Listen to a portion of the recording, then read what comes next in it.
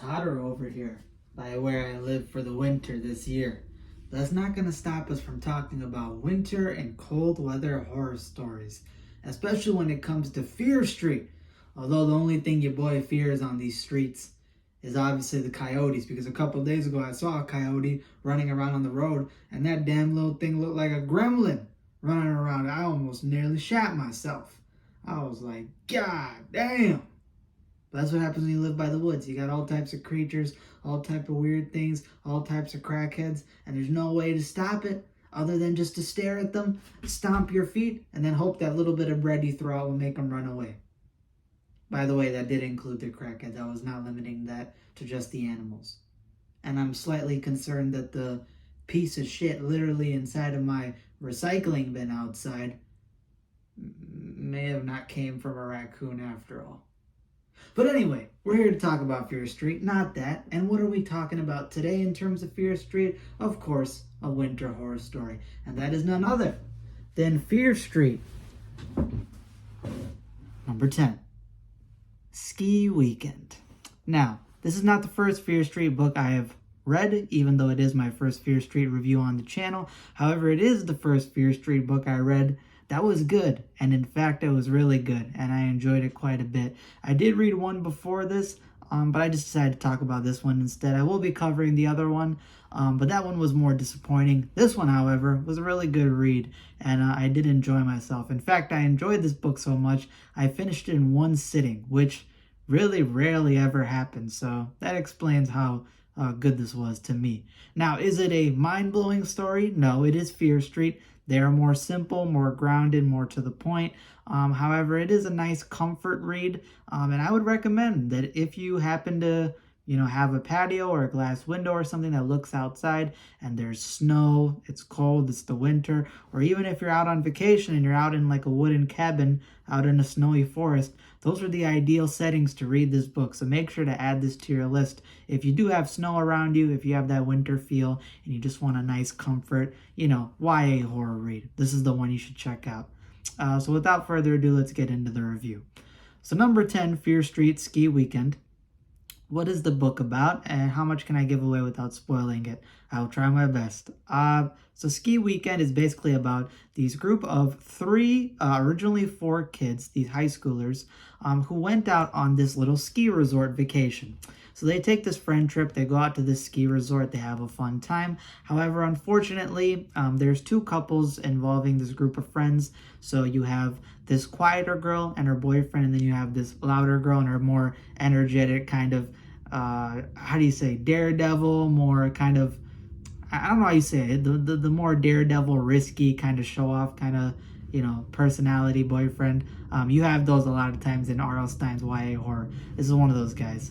And as they go on this ski trip out on vacation, unfortunately the quiet girl and her boyfriend get into this big argument at the ski lodge, and he decides to drive himself home. Basically, something happened where he wanted to go back to where they live over in Fear Street, and she was having a great time, and then they got into a fight and they left. As soon as that big argument blows up though, this stranger approaches the quiet girl and ends up talking to her. And at first it's this red-haired, attractive, kind of very nice teenager as well. And he's basically trying to make her feel better, trying to talk to her and get to know her. And at first she thinks that he's coming on to her, but soon she realizes, no, he's just a nice guy. And she decides to basically bring him back to their friend group, and she explains the situation and invites him to hang out with them for the rest of the ski trip since her boyfriend went away. So they have a fun time, they wrap it up, and the book starts off with them driving back home, and it's during a snowstorm. There's a big blizzard going on, and they're driving down the side of a mountain trying to get back to Fear Street. They're also going to drop off this new guy that they started hanging out with because he apparently lives close in the area, and they start realizing that these driving conditions are horrible. They may not be able to get back home because the blizzard is basically risking their car almost going off the edge. The louder boyfriend character is basically at the wheel, and he's kind of dangerous. He's kind of putting their life at risk, and they keep on getting more and more frustrated. They eventually find a pathway, which they take down, and then it ends up happening that they run out of gas. and their car basically stalls out, and they are now in the middle of these wintry woods, and they have nowhere to go, and it's going to be a very far drive home. So they have to figure out what they're going to do for the time being until they're ready to get back to where they live. And they decide, you know what, there's this wooden cabin up at the top of this hill in this wintry forest. Maybe there's somebody living there. We could go ask them for help. Maybe have them drive us over into the nearby town, and then we can gather gas and figure out what we want to do. They head up to the wintry cabin, and they're greeted by this kind of hulking figure, this muscular, kind of very outdoors woodsman kind of guy.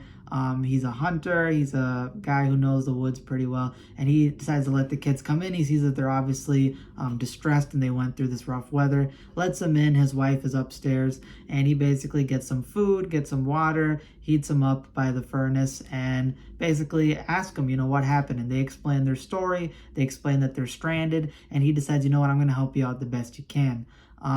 However, as the story starts to progress, the friend group starts realizing something, and they realize that maybe this figure that is protecting them and trying to help them right now may not be as gentle and as kind and as normal as they initially thought he was. He may potentially be more of a dangerous, potentially deadly threat. It's noticeable that he has some anger issues. He seems unstable. His wife is abnormally quiet during their entire stay. And they realize, you know, we may have to come up with a solution on what to do soon enough, because if we don't, things may start getting crazy. And as the story progresses, yeah, things get crazy, things get intense, and things get wild. I don't want to give more than that because otherwise it might spoil the story. But overall, this was a very intense, interesting, and overall very nice and comfy read.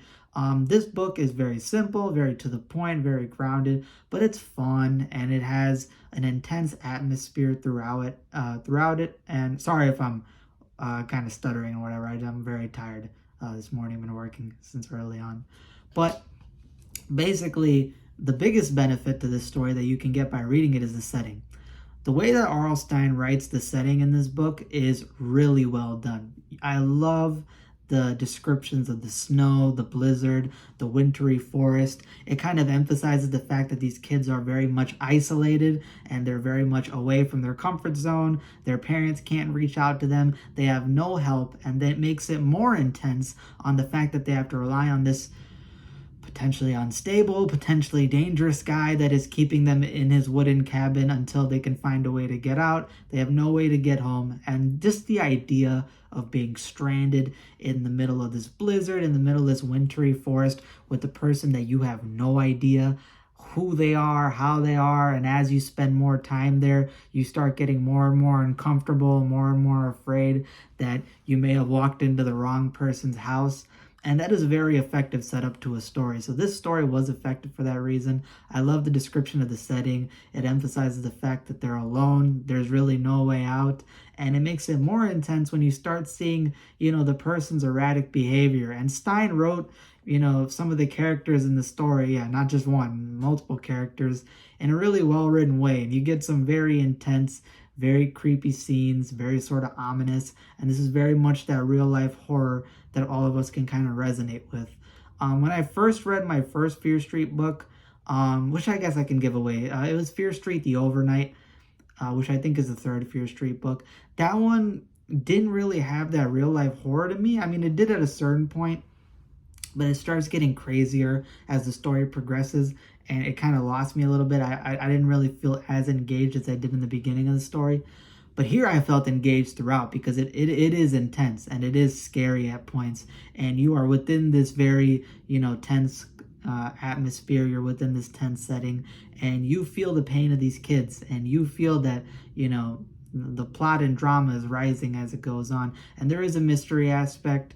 They start uncovering some things about what may be going on at this cabin, what may be the ties to the certain guy who's holding them in there. Is there more than meets the eye? Which there always is. And yeah, this is a good story. And also, another pointer was that the climax of this Fear Street book was actually action-packed. Yeah, you may or may not have some, let's say, jet ski riding action. You may or may not have some scenes with a frozen lake potentially breaking apart and people trying to escape the plunging cold waters. You have some I guess, gun violence, you have some threats, you have some fight scenes, and yeah, this is a pretty action-packed book towards the end. So it made all that tension, build-up, atmosphere, and mystery for the final payoff to be worth it, right? This is a book that actually does pay you off for waiting and reading through, and it basically accumulates into a nice finale.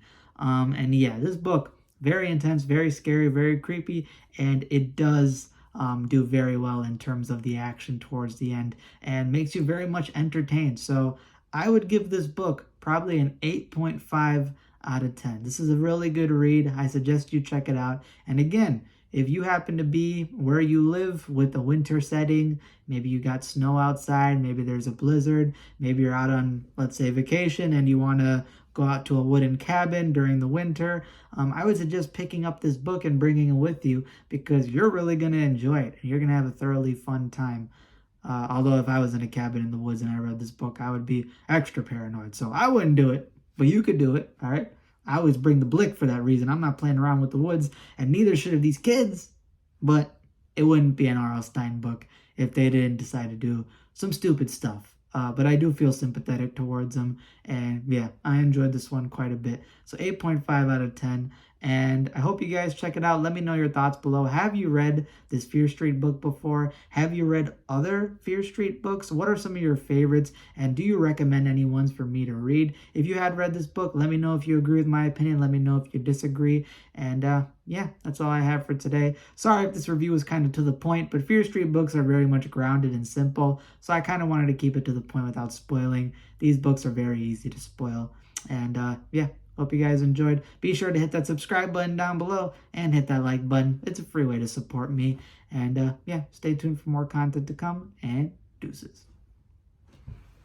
No, but seriously, I really gotta start burning that recycling bin or something because the smell from there is incredible. And only the smell of some crackhead shit could have that level of stench to the point that I felt like I'm reading a book right now, Summer of Night by Dan Simmons, and literally some of the kids are getting followed around by this rendering truck that picks up roadkill and smells awful, and I can understand their pain because that's what it smells like over by the back of my backyard.